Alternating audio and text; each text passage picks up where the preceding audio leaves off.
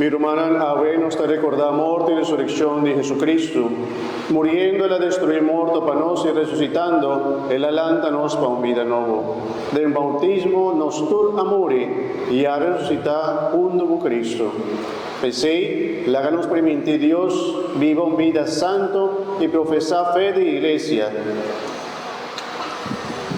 Nos também acaba nosso exercício de quaresma, nos quer recordar nos promessa de bautismo, mesmo que um dia nos a baptizar, láganos renunciar a Satanás e na sua maldade e permitir Deus de servir em sua santa igreja. Pensei, minha irmã, me tapundra, nos turta responder, sim, mi que, si boqué. ¿Vos que viva el hombre para maldad y viva como yo libre de Dios? Sí. ¿Vos que evita trampa de diablo para su maldad no domina vos? Sí.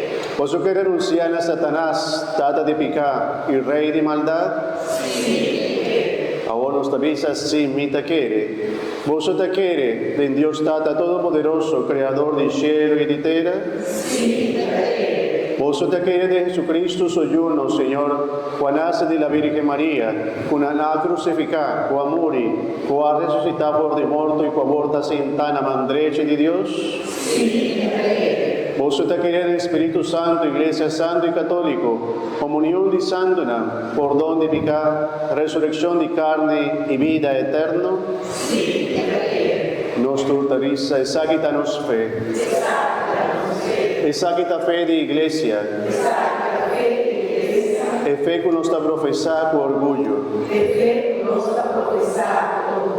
de Jesucristo nos Señor. Amén.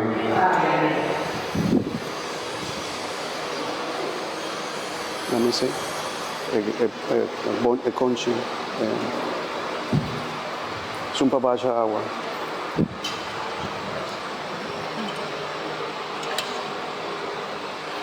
Se hizo de parte de arriba solo.